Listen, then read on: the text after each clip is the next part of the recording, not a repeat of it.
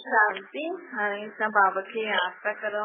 महात्मा प्रकृति जीवित में बैठे निराकार रूप में बाबा की याद करो। कोई भी गाल जो बाबा को बुधाए शुरू।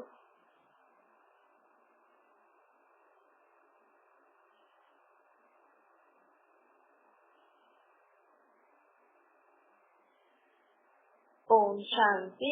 अज मिठे मिठे श्री बाबा मते तंग द्वारा संता मिठे मीठे बार बाबा संता की हानि परमात्मा जी श्रेष्ठ मत से हलण सा भगवान जी को चयो अच्छा कि चाहे मत दे तो समझ दे तो हुन मत ते हलण सां असांजे जीवन में सदा सफलता ही सफलता है। बाबा परमात्मा जी श्रेष्ठ मत ते हलण सां जीवन में सदा असांखे सफलता मिलती है। चईंदा न भगवान के कि तुंहिंजी गत मत न्यारी थी। तब ये जेका भी असां दुनिया में ग्रंथ शास्त्र पढ़ूं था, जो कुछ भी ॿुधूं था न, ये परमात्मा जी मत न लिखल आहे हिन में। अॼु माण्हू जेका भी ग्रंथ शास्त्र लिखनि था, जेको भी तव्हां पढ़ो था, जो भी तव्हांखे सत्संग कीर्तन ॿुधाइनि था न दुनिया में, ये भगवान जो ज्ञान न आहे। ये तो मनुष्य जी मत आहे न। न त पोइ ये सोचूं कि भगवान तुंहिंजी गत मत न्यारी थी, तूं अच असांखे पंहिंजी मत ॾे। चईंदा न पंहिंजी मत ॾे, तूं अच भगवान, तूं पंहिंजी मत ॾे असांखे। तो गीता में लिखल आहे भगवान वाच्य। भगवान भी अची करे वाच्य कंदो। त भई उहो जॾहिं हेठि अची करे वाच्य कंदो तो सिर्फ थोड़नि ही ॿारनि खे थोड़ी ॿुधाईंदो। भगवान जा तो सभी ॿार आहिनि। तो भगवान जॾहिं हिन सृष्टि ते ईंदो वाच्य कंदो तो सभु ही ॿुधदा, थोड़ा ही छो ॿुधनि। ये एतिरो अधिकार असांखे हुजणो खपे। एतिरो असां सम्झ सोचूं कि हा भई जॾहिं भगवान हिन सृष्टि ते ईंदो त उहो जेको वाच्य कंदो मनुष्य तन में अची करे, उहो ही असां डायरेक्ट ॿुधूं न। असां मनुष्यनि जी मत भले अञा ताईं असां पढ़ंदा आहियूं, ॿुधंदा आहियूं, लेकिन हाणे डायरेक्ट परमात्मा असांखे अची करे चए थो कि हे जीव जी आत्मा खुद खे आत्मा समझी करे मूंखे निराकार रूप में मथे यादि करो। जॾहिं भगवान स्वयं अची करे चए थो, अहिड़ा शब्द कोई चई सघंदो आहे? अॼु कीअं बि असांखे चयो कि खुद खे आत्मा समझी करे परमात्मा निराकार रूप में भगवान खे मथे यादि करो। भगवान कॾहिं न चईंदो आहे कि तव्हां दर दर धक्का खाई करे मूंखे यादि करो, मूंसां मिलण अचो। ॾिसो असां बाबा जो ज्ञान भी ॿुधंदा आहियूं, भले बाबा जो एॾा वॾा सेंटर भी ठहियल आहिनि, एॾा वॾा जॻह ठहियल आहिनि, लेकिन त बि परमात्मा चईंदो आहे कि हाणे तो तव्हांखे समझ में अची वियो न, हाणे तव्हां पंहिंजे भले घर गृहस्थी में रहंदे हुए भी खुद की आत्मा समझी मूंखे निराकार रूप में यादि करो, भले हेॾे न अचो। छो समझ खपे न असांखे। पर भक्ति मार्ग में माण्हू चईंदा आहिनि न टिकाणे मंदिर वञो, घर में मंदिर रखो त ही भगवान खे यादि कर, रोज टिकाणे वञो, रोज मंदिर वञो। लेकिन परमात्मा असांखे सिखाईंदो आहे कि तव्हां हर घड़ी मनमना भव स्थिर रहो। हर घड़ी तव्हांजी बुद्धि मूंसां लॻी रहे परम धाम। खुद खे आत्मा समझी करे मूंखे निराकार रूप में मथे यादि करो। कर्म कंदे हुए यादि करो। सिर्फ सुबह शाम या करे टिकाणे मंदिर में वञी करे न यादि करो। टिकाणे मंदिर त उहो वेंदा आहिनि जेका भगवान खे यादि करे ई न सघंदा आहिनि, जंहिं वटि फुर्सत न आहे। जेको जंहिंजो बुद्धि योग मथे न लॻी सघंदो आहे उहो हेठि कंहिं न कंहिं साधन जे ज़रिए भई हा भई ये भगवान आहे। लेकिन असां हर कर्म कंदे समय परमात्मा खे पंहिंजो साथी ठाहे रखूं थी, भगवान जी ज़रूरत असांखे छो पवंदी आहे? भगवान जी जरूरत दुख में ही पवंदी आहे न। भगवान तो तव्हांखे छा खपे, तव्हांखे भगवान तो छा खपे, सुख शांति ख़ुशी खपे, द्वेष मत खपे न। तो वो तव्हां परमात्मा खे यादि करो, परमात्मा जो ज्ञान ॿुधो त तव्हांखे वो सम्झ मिले थी। हुन सम्झ खे जीवन में धारण करण लाइ हुनखे यादि करे हलो तो जीवन में वो मत धारण थी वेंदी, तो असांजे जीवन में सुख शांति ईंदी। ॿियो भगवान सां छा खपे असांखे, भगवान भी तो हिकु आत्मा आहे न। वो कोई ये थोड़ी कि भगवान खे असां पाण वटि विहारे रखूं, भगवान खे कोई पाण वटि विहारे न सघंदो आहे। छोकी वो एॾी शक्तिशाली आत्मा आहे। जे कोई वॾो माण्हू हूंदो आहे न, उहो काथे बि हिकु जगह ज्यादा देर न रुकी सघंदो।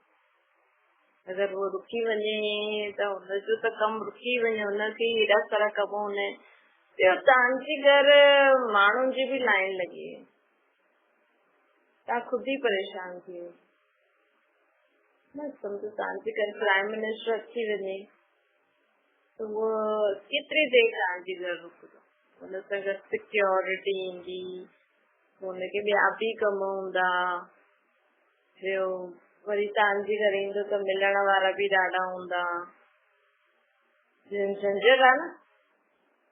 त बाबा चवनि था कि ईअं ई तव्हां सॼो ॾींहुं त परमात्मा खे पाण वटि विहारे न सघंदा आहियो। हा, तव्हां पंहिंजी बुद्धि जो बल सां हुनखे यादि करे सघंदा आहियो, हुनजी श्रेष्ठ मत खे बुद्धि में धारण करे हर कर्म करे सघंदा आहियो, मन में हुनखे यादि करे सघंदा। छोकी भगवान हिकु शुद्ध शक्ति आहे न। त ॾिसो जाते प्राइम मिनिस्टर प्रेसिडेंट वेंदो हूंदो, हुते उन्हनि खे मारण जी बि प्लानिंग हलंदी आहे। भई हिते दुनिया में कई माण्हू हूंदा आहिनि, मारण लाइ बि हूंदा आहिनि कि असां हिनखे मारूं। त जाते प्राइम मिनिस्टर वेंदो हुते पूरी सिक्योरिटी हूंदी ताकि कोई कुछ गलत न करे। त परमात्मा जी यादि सां गॾु को बुरी शक्ति बि ईंदी आहे। हिन करे ॾिसो माण्हू भक्ति करे उथंदा आहिनि न, तव्हां ध्यानु ॾिनो जॾहिं बि तव्हां सुठो पाठ थिए, सुठो मन लॻी वञे या तव्हां भक्ति करे ईंदा आहिनि न, माण्हुनि खे उहा शक्ति ईंदी आहे। पोइ शक्ति ईंदी आहे सॼो उल्टो सुठो सहण में, घर गृहस्थी हलाइण में ख़तम थी वेंदी आहे। पोइ माण्हू चवंदा आहिनि इहे टिकाणे थी वञे या सॼो ॾींहुं विढ़ण सिखी थी अचे छा, चिल्लाइण सिखी थी अचे। श्री भगवान की याद करण सहज न आहे। तव्हां त चओ था असां भगवान खे सॼो ॾींहुं पाठ था करूं, सत्संग कीर्तन था ॿुधूं, पर जेतिरो तव्हां शुद्ध आत्मा खे यादि कंदा त अशुद्ध शक्ति बि ईंदी आहे। पोइ हुनजो सामनो करण जी शक्ति असां में हुजणी खपे। त बाबा चवनि था कि ईअं करे सदा ही भगवान खे यादि करो, 1-2 घंटो न, सदा ही परमात्मा खे यादि कंदासीं न त उहा अशुद्ध शक्ति असांखे कुझु न करे सघंदी। न दुनिया में न शुद्ध शक्ति भी आहे त अशुद्ध शक्ति भी आहे। असांखे हुन अशुद्ध शक्ति जो सामनो करण लाइ खुद केतिरो शक्तिशाली ठाहिणो पवंदो। दुनिया में माण्हू हाणे कीअं आहे, हाणे कीअं आहे। तव्हां अगरि कंहिंजी टेंशन जी ॻाल्हि ॿुधंदव त थींदो एतिरी सी ॻाल्हि आहे, लेकिन हुन साम्हूं वारे माण्हू जे लाइ ॾाढी वॾी ॻाल्हि आहे। तव्हांजे लाइ एतिरी सी ॻाल्हि आहे ऐं हुन माण्हू जे लाइ ॾाढी वॾी ॻाल्हि। छोजी सम्झ जो फ़र्क़ु पइजी वेंदो न कि कोई माण्हू कीअं थो सम्झे, कोई माण्हू कीअं थो सम्झे। जिनजी सम्झ हूंदी, कंहिंजे घर में माई नथी अचे, अॼु माई न हूंदी, ईंदी त केरु त माण्हू चवंदो चलो ठीकु आहे, अॼु माई सुठी रीति पोचो लॻाए। भई पॉजिटिव सोचण वारो माण्हू त इहे ई सोचंदो, ठीकु आहे अॼु माई न ईंदी, टाइम न आहे त बि त ठीकु आहे, कोई ॻाल्हि कोन्हे। और कंहिं जे लाइ ये एतिरी नंढी सी ॻाल्हि ॾाढी वॾी थी वेंदी आहे। सोचजो भई असां कहिड़ी चीज खे कीअं खणूं था पंहिंजे मन बुद्धि। केरु कंहिंखे ॿ शब्द चई थो छॾे, जेको बिजी माण्हू हूंदो आहे न, जेको जीवन में पंहिंजे बुद्धि द्वारा पंहिंजे कर्म द्वारा बिजी हूंदो आहे, हुनजे लाइ उहा ॻाल्हि वॾी न हूंदी। और जेको फ्री वेठो हूंदो आहे न, जेके कोई कमु न हूंदो आहे, त उहो माण्हू न ॿ शब्दनि खे बि ॾाढो घुमाए फिराए उल्टो सिल्टो करे करे ॾाढो वॾे रूप में खणी वठो। त इहे सम्झ जो फ़र्क़ु थी वियो। असां अगरि कंहिं ॻाल्हि खे नंढी रीति उनखे खणूं त उहो ॻाल्हि ई ख़तमु थी वई। ऐं असां कंहिं ॻाल्हि खे वॾी रीति खणी था वठूं त पोइ असांजे लाइ ॾाढी वॾी थी वेंदी। कई माण्हू दुनिया में अहिड़ा बि हूंदा आहिनि कि ॻाल्हि खे पकड़े करे पंहिंजो फ़ाइदो वठंदा आहिनि। भई सम्झो कंहिंखे पंहिंजो पीछे छुड़ाइणो आहे त उहा कोई न कोई ॻाल्हि ताकी हुननि जे मथां बि न अचे। कई माण्हू अहिड़ी चालाक वृत्ति जा हूंदा आहिनि कि कमु हुनखे खपे कराइणो, मतिलबु हुनखे हुन ॻाल्हि खां छुटणो आहे, लेकिन उहो डायरेक्ट न चई सघंदो आहे कि मूंखे हिन खां छुटणो आहे। त उहो घुमाए फिराए करे अहिड़ो सीन क्रिएट कंदो कि त दिमाग़ लॻाईंदा आहिनि न माण्हू, एतिरो दिमाग़ माण्हू परमात्मा खे यादि करण में लॻाए, एतिरो दिमाग़ माण्हू पंहिंजे जीवन में सच्चाई जो जीवन जीअण में लॻाए। भई दिमाग़ त आहे माण्हुनि में, लेकिन केरु माण्हू पंहिंजे दिमाग़ खे उल्टी रीति यूज़ थो करे, केरु माण्हू उल्टी रीति थो यूज़ करे। त परमात्मा बि ॾिसंदा आहिनि। हाणे परमात्मा खे ज्ञान ॾियणा आहिनि न, त भॻवान बि ॾिसंदा आहिनि। पहिरियों ॿारनि खे शक्ति ॾींदा आहिनि, पोइ ॾिसंदा आहिनि कि मुंहिंजो ॿार हिन शक्तियुनि जो कीअं यूज़ थो करे, ख़ुद जे भले जे लाइ यूज़ थो करे या ॿियनि जे लाइ बि यूज़ थो करे या ॿियनि जे घाटे जे लाइ यूज़ थो करे या ख़ुद जे बि घाटे जे लाइ यूज़ थो करे। कई माण्हुनि खे एतिरी सम्झ न हूंदी आहे, उन्हनि खे उन्हनि जी आत्मा में शक्ति त हूंदी आहे, लेकिन वो ख़ुद जे घाटे जे कम था करनि, सम्झ बि न आहे। त बाबा चवंदा आहिनि कि हाणे इन रीति पोइ परमात्मा उन्हनि खे वरतो ॾींदो। इन रीति पोइ हुनजो स्वर्ग जो पद बराबर थी वेंदो। भई हाणे परमात्मा खे शक्ति ॾे थो, अगरि तव्हां हुन शक्ति सां ॿियनि जो भलो करो त तव्हां महाराज जा महारानी ठहियो। अगरि तव्हां हुन शक्ति सां सिर्फ़ु ख़ुद जो ई फ़ाइदो था करो त तव्हां नंढी सुठी पोजीशन में हूंदा। अगरि तव्हां हुन शक्ति जो ग़लति उपयोग था करो, ॿियनि जे नुक़सान जे लाइ उपयोग था करो, त तव्हां स्वर्ग में वञी दास दासी थी पढ़ाई लिखाई न कंदव, ॿियो ई घाटे वारो कम कंदव, हिक ॿिए जे लाइ गिलानी कंदव, निंदा कंदव, इहे सभु ॿियनि जी लाइफ में डिस्टर्बेंस क्रिएट था करूं त अहिड़ी आत्माऊं स्वर्ग में दास दासी थी। अॼु चइण में तव्हां चओ था असां त फलाणे खे चिरायूं था, फलाणे कीअं था चऊं, लेकिन असांजा व्यवहार, असांजा कर्म हिन समय पंहिंजो भविष्य जो जीवन ठाहिनि था।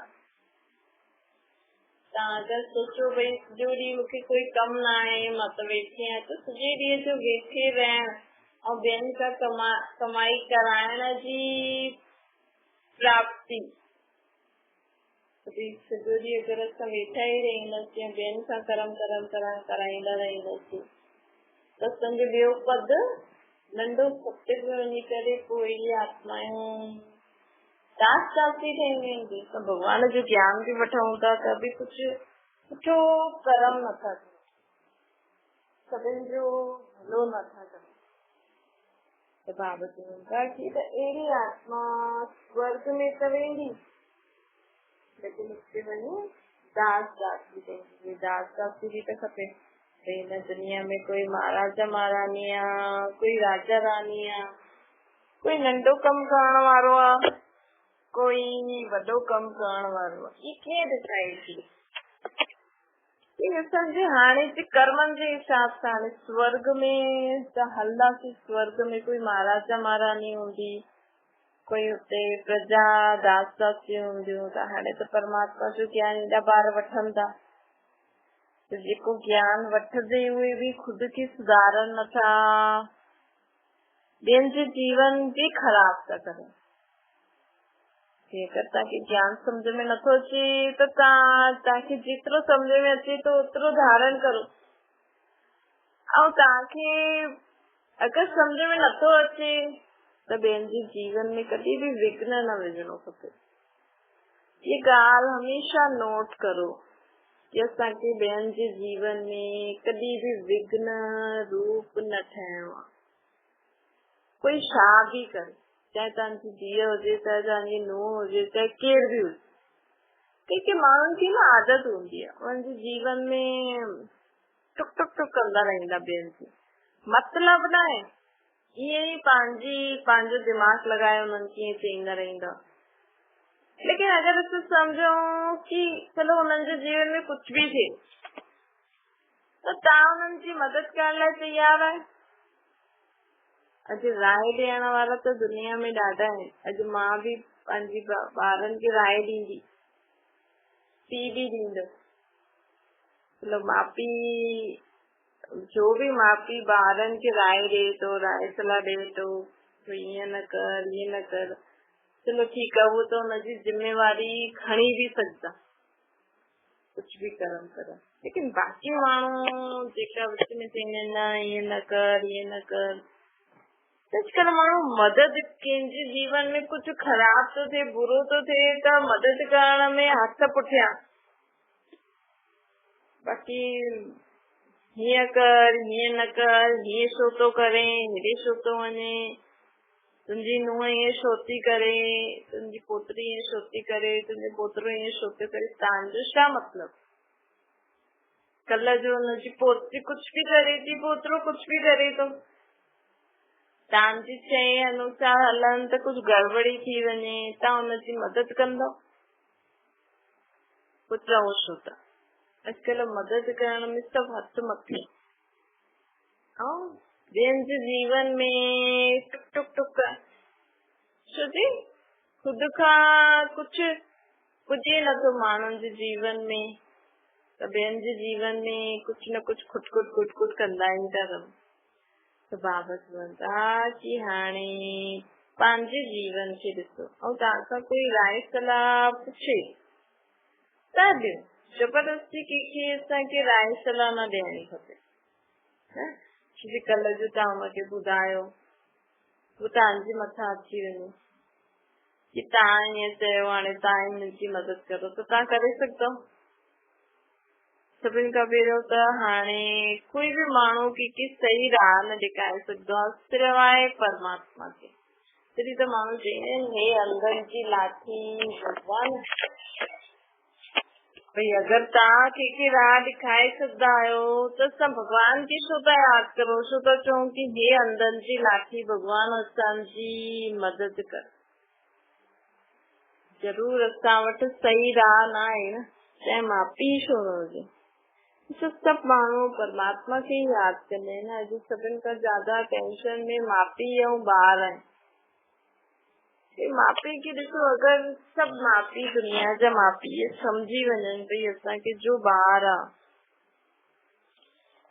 असांजी जिम्मेवारी आहे उसके हुनखे पढ़ाइण। असां हुननि खे सभिनि खां पहिरियों त न पंहिंजे ॿार जी पढ़ाई जो लेवल ॾिसी करे हुन स्कूल में विझणो खपे असांखे। अॼुकल्ह माण्हू वॾे वॾे स्कूलनि में विझनि था, सोचनि था भई ज्यादा पढ़ाई आहे हिनमें। ज्यादा पढ़ाई जो मतिलब छा? मेन त असांखे ॾिसणो आहे भई ॿार खे काथे पढ़ाई सम्झ में ईंदी। अॼुकल्ह जेतिरा घटि ॿार, जेतिरो नंढो स्कूल, जेतिरी घटि पढ़ाई ओतिरो ॿार कुछ तो सम्झ तो माण्हू सोचनि था असां वॾे स्कूल में विझूं, ज्यादा पढ़ाई वारे स्कूल में विझूं, त ॿार जो सम्झणु चाहे सघंदो आहे उहो बि नथो सम्झी सघे। त माउ पीउ खे न अॼुकल्ह ॿारनि जी ॾाढी टेंशन आहे, फालतू जी टेंशन आहे। अञा ॿार वॾो थियण अञा वीचारो थिए ई थो, माउ पीउ खे टेंशन आहे कि छा कंदो वॾो थी, छा कंदो। अरे हुनजो बचपन त हुनखे एंजॉय करण ॾियो। बचपन में ई ॾिसो अॼुकल्ह नंढे ॿार जे केॾा सारा किताब थी वञनि। नंढे ॿार जो त ज्यादा 3 किताब हुजणा खपनि, ABCD 1 2 3 4 क ख ग। केॾा सारा किताब, छोजी माण्हुनि खे कमाई जो साधन आहे, कंहिं माण्हू जो कमाई जो साधन आहे त माण्हू किताब वठी ॾींदे, ॿार खे पढ़ायो हुनखे सम्झ में अचे न, पोइ माण्हू टेस्ट वठनि।